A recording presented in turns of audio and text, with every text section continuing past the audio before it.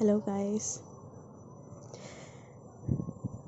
I hope you guys are enjoying the end of the year क्योंकि 2021 तो पता नहीं कैसे चला गया, पता नहीं आपका कैसा गया, पर मेरा तो मैंने कभी बिलीव ही नहीं किया था कि मेरा दूसरा जन्म हो जाएगा 2021 में। बहुत कार्मिक रिलेशनशिप से गुजरी थी पास्ट में, बहुत सी नार्सिसिस्टिक relationships थे. There were people who would want to use me in a lot of other ways, physical, mental, financial. दोस्त जो मिले भी ना लाइफ में, वो आते थे, यूज़ करते थे मुझे अपने मतलब के लिए. चाहे कोई कंप्लेन करता था, चाहे कोई धोखा देता था, एंड मुझे फिर थप्पड़ मार कर मतलब लिटरली वो लोग थप्पड़ मार कर चले जाते थे. तो ये सब मैं झेलती रही, और मैं खुद कम अग्रेसिव नहीं थी, मैं बहुत अग्रेसिव थी बचपन से. बहुत जल्दी फाइट बैक करती थी पेरेंट्स से, घर पे मार भी खाती थी. मम्मी तो नहीं, मेरी मम्मी तो एकदम, मेरी मम्मी क्या है, मैं आपको क्या बताऊँ. मेरी मम्मी मेरे लिए सब कुछ है, मेरी गुरु, मेरी बेस्ट फ्रेंड, मेरी भगवान, सब कुछ है मेरी माँ मेरे लिए. पता है, मेरी माँ और मेरा भाई और मेरे पापा भी बहुत अच्छे हैं. उन्होंने मुझे हर जगह पे सपोर्ट किया है. बस कहीं कहीं पे पापा की और मेरी अंडरस्टैंडिंग्स नहीं बनी. अदरवाइज़ जैसी फैमिली मुझे मिली है ना गाइस, मैं बता रही हूँ कि क्या कहते हैं उसे, पाँचों उंगलियाँ घी में मेरी वो हालत है. इतनी ब्लेस्ड हूँ मैं. बाकी कर्म तो हम सबको काटने होते हैं, तो मैंने भी अपने कर्म काटे, और मुझे उम्मीद करती हूँ कि काफ़ी कर्म कट चुके हैं. पर इन केस नहीं है तो भाई बोला है साथ में, तो हो ही जाएगा. एनीवे, मुद्दे पर आती हूँ. 2020 में मेरा एक बहुत गंदा रिलेशनशिप से मतलब पाला छूटा था. मेरा जस्ट ब्रेकअप हुआ था. So it was a very pathetic time. उस टाइम पे मेरा मेंटल ब्रेक डाउन, और बेसिकली जिसको हम, I don't know if we exactly call it soul shock और समथिंग, पर हाँ ये है कि बहुत डिफ़िकल्ट टाइम था उस समय. बस समझ लीजिए कि मैं आंखें बंद करती थी रात को सोने के लिए, तो मैं रोती थी लेकिन मेरी आवाज़ नहीं आती थी. मेरा भाई जो कि मेरे इर्द गिर्द 24 घंटा लगा हुआ रहता है, दीदी ये कर ले, दीदी वो कर ले, दीदी ये खा ले, वो खा ले. वो बहुत प्यार करता है मुझसे, एक माँ की तरह प्यार करता है. उसको भी मेरे दुख उस समय दिखाई नहीं दे रहे थे, और मुझे समझ में नहीं आ रहा था क्यों. लेकिन होता तो इसीलिए है ना guys, my beautiful lovely darling DFs and DMs also, होता इसीलिए ना ताकि हम स्ट्रांग बन जाएं. मैं जब अब अपनी ब्लेसिंग्स काउंट कर रही हूँ आपके सामने, तब मुझे समझ में आ रहा है कि कितनी ब्लेस्ड हूँ. Overall again guys. एनीवे, तो उस समय मेरे भाई को भी मेरी दुख और तकलीफ़ें नहीं उतनी दिखाई दे रही थी. मतलब ऐसा नहीं है कि वो हर जगह सपोर्ट कर रहा था, बट कई कई जगह है ना, मैं रोना चाहती थी लेकिन मेरे मुंह से आवाज़ नहीं आती थी. बस बैठी रहती थी और आंसू गिरते रहते थे, और मतलब मैं नम हो गई थी. मेरे एक्स से मैंने कहा था कि लिसन, जो करना है करना, बस चीट मत करना. और उसने इस तरीके से चीट किया कि हे भगवान, उसके ऊपर मूवी बन सकती है. It's gonna be really funny. Anyway, 2020 में मैंने उससे ब्रेकअप किया. 2020 के आई थिंक जून के महीने में शायद, बिकॉज आई वांटेड, वो अकेला रह रहा था, और डीएफ्स में करुणा और दया भावना पता है आपको कितनी होती है, कि मुझे ये नहीं था कि किसी और का बच्चा अगर घर में अकेला रह रहा है तो उसको कोई मेंटल इशू हो, क्योंकि उस समय घनघोर लॉकडाउन चल रहा था. एनीवे, ब्रेकअप के कुछ समय बाद मैंने इनर वर्क करना शुरू कर दिया, और मैं मेडिटेट करती थी. अपने आप महिषासुरमर्दिनी स्तोत्र सुनने का मन कर दिया, अपने आप शिव तांडव स्तोत्र, और ये तो 2 मैं रोज़ ही सुनती थी, ऑलमोस्ट रोज़ सुनती थी. तो उस ब्रेकअप से हील करना बहुत मुश्किल था, लेकिन अपने आप होता गया. पता है, अपने आप होता गया गाइस, जैसे कोई अदृश्य शक्ति मेरे अंदर समा गई हो. और क्योंकि वो इंसान अब तो खैर मायने नहीं रखता वो इंसान मेरे लिए, क्योंकि वो बहुत ही बड़ा नार्सिसिस्ट था। उसने मुझे मेंटल, फिज़िकल, फाइनेंशियल हर तरीके से टॉर्चर किया था। तो उस एंड नहीं, वो मेरा ट्विन फ्लेम नहीं था। A twin flame guys is never going to be somebody who is going to torture you. आपकी आत्मा को दुख नहीं देगा। शौक आपको मिलेंगे उनसे डायरेक्टली इनडायरेक्टली, लेकिन दुख नहीं मिलेंगे। तो वो मेरा ट्विन फ्लेम नहीं था। मैंने कभी उसे ट्विन फ्लेम माना भी नहीं। इनफैक्ट मुझे पता भी नहीं था कि ट्विन फ्लेम क्या होता है। मूविंग अहेड, 2020 में ब्रेकअप के बाद जब मैंने इनर वर्क शुरू कर दिया था, उसके बाद मुझे मेंटल ब्रेकडाउन्स हुए, काफ़ी इमोशनल ब्रेकडाउन्स हुए, और फाइनली घर में शादी वादी की बातें चलने लग गई और कह रहे हैं कि भाई अब उम्र होती जा रही है, अब शादी तो ढूंढनी पड़ेगी। तो मुझे एंग्जाइटी होती थी, लेकिन मैंने फाइनली किसी तरह हाँ बोल दिया।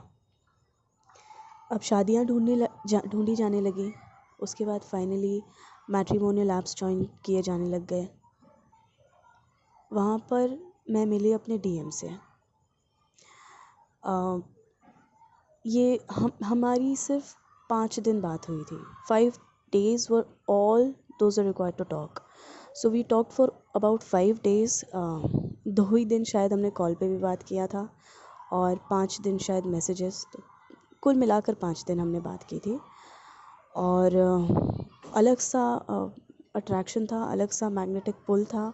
ऑफ कोर्स मतलब मुझे बहुत, मैं खुद से क्वेश्चन कर रही थी ये मुझे क्या होता जा रहा है। मैं तो ऐसी नहीं थी, मतलब एकदम पागलों की तरह मैं इस इंसान की तरफ खिंची चली जा रही हूँ। और ये बंदा भी एकदम घोड़े पे चढ़कर, मतलब नहीं शादी तो करनी है, बच्चे पैदा करने हैं, ये वो सब चीज़ों के बारे में बात कर रहा था। तो मैंने कहा चलो ठीक है। उसके बाद बातें हो रही थी, लेकिन ये बोलते थे कि हाँ कॉल करेंगे, लेकिन ये कॉल करते नहीं थे। तो मुझे डाउट हुआ कि कहीं ये और किसी से बात कर रहे हैं, क्योंकि इन्होंने कहा था कि ये बात सिर्फ मुझसे कर रहे हैं, और मुझे इनकी बातों पर बिलीव हुआ नहीं, क्योंकि ये लटका कर चले जाते थे, कॉल नहीं करते थे, मैसेज नहीं करते थे। तो मुझे डाउट होने लग गया। और मुझे झूठ से नफ़रत है। मतलब आप किसी को बोल रहे हो तो एटलीस्ट उस कमिटमेंट को पूरा करो। मैं ऐसी इंसान हूँ। मैं परफेक्ट नहीं हूँ, पर एटलीस्ट मैं उस चीज़ को वैल्यू करती हूँ। फिर हमारा झगड़ा हो गया, सेपरेशन हो गया। 5 दिन के अंदर अंदर हुआ गाइस ये सब। 5 दिन के अंदर अंदर ये सब हुआ। और उन्होंने फिर मुझे न्यू ईयर्स, मतलब ये 31 दिसंबर को हुआ था। फिर 31 दिसंबर को ही झगड़े के बाद उन्होंने रात को मुझे न्यू ईयर विश किया। मैंने भी उनको विश किया और मैंने सॉरी बोला। मैंने कहा कि सॉरी, शायद मैंने ओवर रिएक्ट कर दिया। सो ही सेड कोई बात नहीं, लेकिन हम अगर ऐसे चलेंगे तो नहीं हो पाएगा ना। तो मुझे कहीं उम्मीद की किरण दिखाई दी कि हो सकता है that he wants it ahead. तो मैंने कहा कि let's give it another chance, let's start as friends this time. हम दोस्त बनकर शुरू करते हैं। तो उन्होंने भी अग्री कर लिया। तो उन्होंने कहा कि मैं अपने ट्रिप से वो ट्रिप पर कहीं गए हुए थे अपने फ्रेंड्स के साथ। उन्होंने कहा मैं अपने ट्रिप पर से वापस आकर तुमसे बात करता हूँ। तो मैं खुश हो गई। मैंने कहा ठीक है। फिर वो ट्रिप पर से आ गए, पर उन्होंने ना कभी मैसेज किया, ना कॉल किया, और ना मैंने ही किया। एक बार मैंने उनको मैसेज किया था, आई थिंक उनके पेट का बर्थडे था, तो मैंने उनको मैसेज किया, but he never replied in that same manner. मतलब कोई एक्साइटमेंट नहीं थी। बट हाँ एनीवे उसके बीच क्या हुआ कि जनवरी के 7, आई थिंक 7 जनवरी को या कभी, मुझे पता चला। तो okay guys, here comes the magic. मैं समझ नहीं पा रही हूँ कि मुझे इनसे इतना अट्रैक्शन क्यों है, और मैं क्यों चाहती हूँ कि मेरी और इनकी शादी हो जाए। मतलब मैं क्यों इतना ये, जबकि मैंने इतना गंदा धोखा खाया अभी अभी। और मैं ऐसी नहीं हूँ कि मैं एक रिलेशनशिप से दूसरे रिलेशनशिप पे, मतलब I am in my late 20s। तो लेट 20s में मैंने इतनी चीज़ें एक्सपीरियंस कर ली हैं लाइफ में कि एक 80 साल का इंसान भी उतना एक्सपीरियंस नहीं करता है। तो मैं सोचने लगी कि ऐसा क्या है। फिर बाद में मैंने लॉ ऑफ अट्रैक्शन के वीडियोस देखने शुरू कर दिए। मैंने टैरो कार्ड्स देखने शुरू कर दिए कि भाई आखिर ये क्यों हो रहा है। और मैं चिढ़ती जा रही थी, दिन ब दिन मैं चिढ़ती जा रही थी। मैं अपने भाई से कहती थी पता नहीं मुझे इसकी इतनी याद क्यों आती है। तो मेरा भाई कहता था क्योंकि तू पागल है, तुझे अच्छे लड़के नहीं पसंद आते, तुझे ऐसे टाइप के ही लड़के पसंद आते हैं जो लटका दें, जो झूठ बोलें। मैंने कहा नहीं, कुछ तो है, मुझे पता नहीं कि मैं इसको भूल नहीं पा रही हूँ। Then I use to go about my day. ठीक है, मैं अपना काम करती थी और अपने काम में व्यस्त रहती थी, घर के काम। उस समय मेरा काम इतना अच्छा चल नहीं रहा था, मैं एक सेल्फ एम्प्लॉयड इंसान हूँ। सो मेरा काम उस समय इतना पिक हुआ नहीं था, बहुत कम कमा पा रही थी, तो घर के कामों में मदद कर देती थी, अपना मन यहाँ वहाँ लगाए रखती थी। लेकिन अचानक से मुझे उसकी याद आ जाती थी। मैं बर्तन धो रही हूँ, अचानक से मुझे उसकी याद आ गई। मैं झाड़ू मारी, अचानक से मुझे उसकी याद आ गई। तो मैं समझ नहीं पाती थी कि आखिर हो क्या रहा है, मैं नहीं समझ पा रही थी। एक दिन मैं किसी लॉ ऑफ अट्रैक्शन का वीडियो देख रही थी। I think this guy, master Shri Aakarshana का तो मैंने देखे ही हैं काफ़ी videos, but apart from him there is another guy, I don't remember his name, but उनके मैं देख रही थी वीडियोस, और नीचे मुझे वैशाली का एक वीडियो पॉपअप हो। मुझे ढंग से याद भी नहीं है, I was in such a trance state उन दिनों। एकदम मैं जिस मतलब जैसे एक ट्रांस चल रहा है, मैं एक ट्रांस में जी रही हूँ, मतलब हाफ ट्रांस में थी और हाफ कॉन्शियस, समझ रहे हैं आप। तो ऐसा हुआ कि वैशाली का मुझे वीडियो पॉपअप हुआ कि 100% confirm signs that he is your twin flame. मैंने कहा यार हो सकता है, there might be a possibility, क्योंकि एक्चुअली जब मैं उनसे मिली थी ऑनलाइन ही, हम कभी मिले नहीं है फेस टू फेस, तो मैंने उनसे जब ऑनलाइन ही बातें की थी, तो पता नहीं कैसे मैंने सारी चीज़ें भरभरा कर उनको बता दी कि मेरी लाइफ में ऐसा ऐसा हुआ, ये है वो। इनफैक्ट उसके बाद मुझे ये लगने लगा कि यार इतना बैगेज मैंने उनके सामने खोल दिया, वो क्यों मेरे साथ रहना चाहेंगे। खैर वो सब बात की बातें हैं, लेकिन मैंने कहा चलो ठीक है, इंटरेस्ट कम से ये कुछ इंटरेस्टिंग लगा, कुछ सुनते हैं क्या है। बाकी लॉ ऑफ अट्रैक्शन वाले इतनी बात कर रहे हैं, अगर ट्विन फ्लेम की, तो हो सकता है कुछ हो। तो मैंने सुना, आई थिंक रात का समय था, नहीं दिन में दोपहर का समय था, मैं सुन रही थी वैशाली का वीडियो। गाइस, मेरे घर पे वो रोटेटिंग चेयर है, ठीक है, मैं गिर गई उस पर वैशाली का वीडियो सुन के। उसने सारे सारे साइंस बताए जो सब कुछ मुझसे मैच कर रहे थे, A to Z। एक आधा ही शायद कुछ होगा जो नहीं मैच कर रहा था, और अचानक से मैं 100% ट्रांस की स्टेट में चली गई एकदम से। मतलब पता नहीं क्या हो गया, और मुझे हर जगह ज्योमेट्री दिखाई देने लग गई, मतलब symmetry, actually not geometry, symmetry की लीव्स होती जो लीव्स होती हैं, जो पेड़ के पत्ते होते हैं, वो भी दो भाग में विभाजित होते हैं। एक इंसान का शरीर भी दो भागों में विभाजित होता है। अब देखिए, हमारे पास दो कान हैं, दो हाथ हैं, दो पैर हैं, कुछ भी देख रही हूँ बस दो भागों में विभाजित दिख रहा है। तो वो पूरा मुझे जैसे पूरा संसार ही शिव और शक्ति दिखाई देने लग गया। मेरी माँ मेरी स्पिरिचुअल गुरु हैं, मेरे स्पिरिचुअल गुरु जी भी हैं, पर मेरी माँ मेरी प्रथम गुरु हैं, और मेरी माँ बहुत हाईली स्पिरिचुअल हैं, शायद इन्हें मास्टर सोल कहा जाता है। तो मेरी माँ ने मुझे गाइड करना शुरू किया वहाँ से। उसके बाद एक ऐसा समय आया कि मेरी मॉम डैड को गांव जाना पड़ गया, और मेरे भाई की जॉब लग गई किसी और शहर में। उस समय 4 महीने मैं अकेली थी, और उन 4 महीने में जो जम कर तगड़ा इनर वर्क किया है ना गाइज मैंने, ओहो मज़ा आ गई।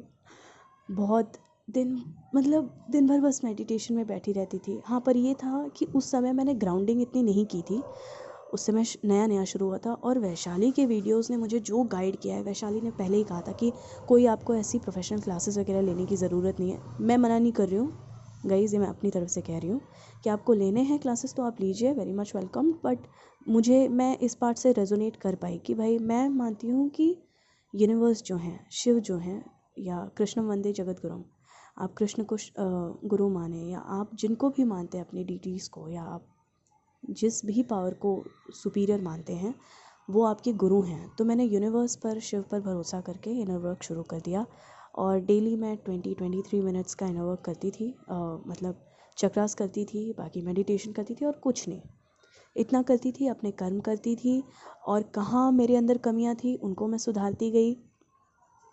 फाइनली मेरे पेरेंट्स जब घर पर आए ना, तो मुझे क्या सुनने मिलता है उनसे, वो कहते हैं कि ये तो वही लड़की है जिसका सपना हमने ज़िंदगी भर देखा था, ये ऐसी संस्कारी लड़की चाहिए।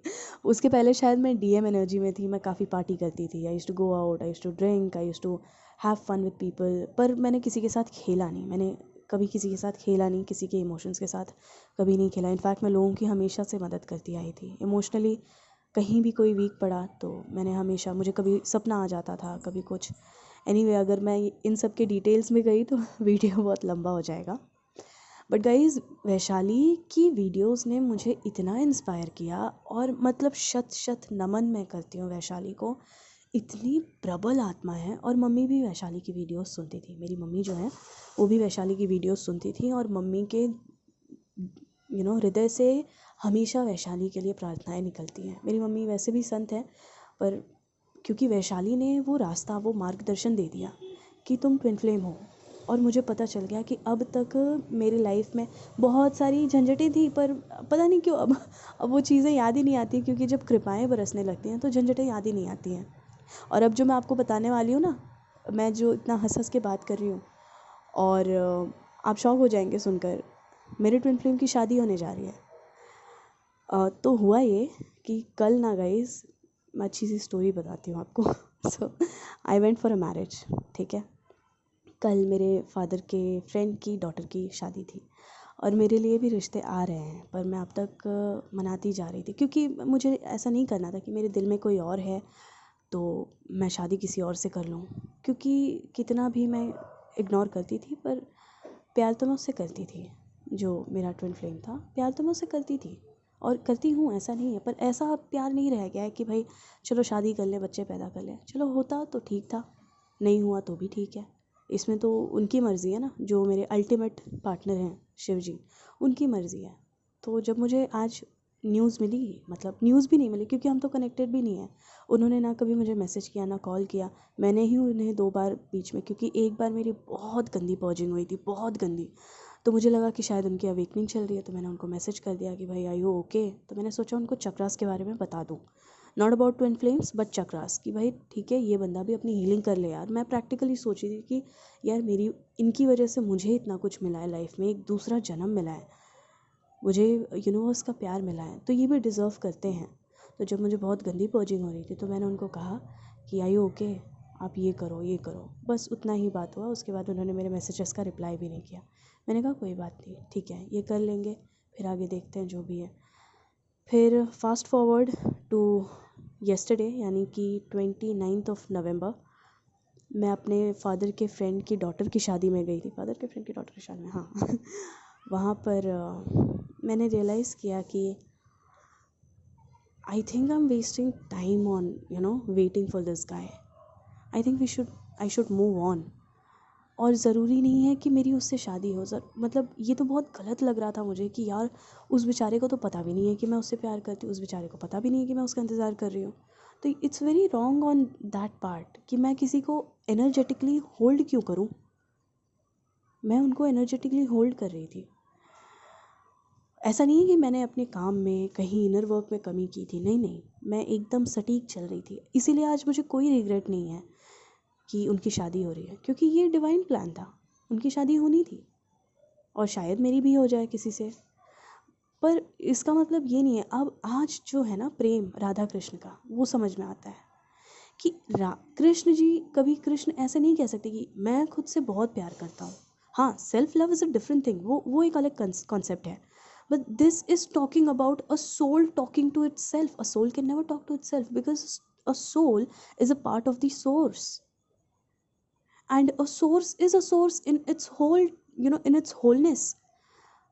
आप किसी एटम को डिवाइड करेंगे अगर, फिर भी वो, आई don't no, I should not get into science anyway, very bad at it. पर अगर आप समझ लीजिए कोई पत्ता है, आप उसको काट देते हैं, फिर भी वो पत्ता ही रहेगा, है ना। वो पत्ता कहीं फूल या कहीं कांटा नहीं बन जाएगा, वो रहेगा पत्ता ही। तो इसी तरह हम सब आत्माएं हैं कि आप एक पत्ते हैं, मैं एक पत्ता हूँ, हम सब पत्ते हैं, है ना। और हम सब छोटे छोटे भाग हैं उस बड़े पत्ते के, वो बड़ा पत्ता है सोर्स। इसीलिए मुझे कहीं दुख नहीं है, कहीं इनफैक्ट मैं तो सोच रही हूँ सेलिब्रेट करूँ। आई एम मे बी शायद दान करूँ या जो भी हो, ताकि उनकी आगे की लाइफ में, ये नहीं कह रही हूँ कि बहुत क्या बोलते हैं हैप्पीली, मुझे नहीं पता हैप्पीली एवर आफ्टर है या नहीं उनका, जो भी हो, I want him to stay blessed, and this is coming from the bottom of my heart guys. हाय, जो फीलिंग है ना ये, कि यार इतना अनकंडीशनल लव किसी से हो सकता है? और इसका मतलब ये नहीं है कि मैं अपने लिए अपनी खुशियों के लिए ना बोल रही हूँ कि नहीं अब उनकी तो शादी हो गई, अब मैं तो कुंवारी बैठूंगी। No no, I am very much welcoming that, because I know that I deserve love. Guys, मैंने जो जो दिन देखे हैं ना, मैं किसी से शेयर करती हूँ, मैं एक्चुअली जल्दी बोलती नहीं हूँ। मतलब मैं अगर बात करती भी हूँ तो मैं मजाक में चीज़ों को उड़ा देती हूँ, वो शायद मेरी कमी थी पहले, पर लाइटनेस चीज़ों में मैं अभी भी रखने की कोशिश करती हूँ। तो जो जो दिन मैंने देखे हैं उस हिसाब से मुझे ये लगता है that I deserve love, I deserve someone who can come back and love me. I don't know what is there ahead, कोई है कोई नहीं है, या शिव है। मतलब शिव तो ultimately I am already married to him, I am married to him. बस उनसे ये था कि आप एक शरीर धारण करके आए, मुझे नहीं पता आप कहाँ से आएंगे, बस आप शरीर धारण करके आएँ और मेरा वरण कीजिए। मैं आपकी हूँ, आप मेरे हैं, मुझे आगे पीछे कुछ नहीं पता। तो आज जब मैंने अपने ट्विन फ्लेम की, आज मतलब कल जब मैं शादी में गई थी, तो मैंने टेलीपैथी से कम्युनिकेट किया अपने ट्विन से कि I am going to move on now and I am going to meet the guys that my parents have arranged for me to meet with. अब मैं जाके उन लड़कों से मिलना चाहती हूँ, क्योंकि अब मैं नहीं अटक के रह सकती। एक मैसेज भी नहीं आया आपका कभी इस एक पूरे 1 साल में, ना कभी मैसेज आया ना कभी कॉल आया।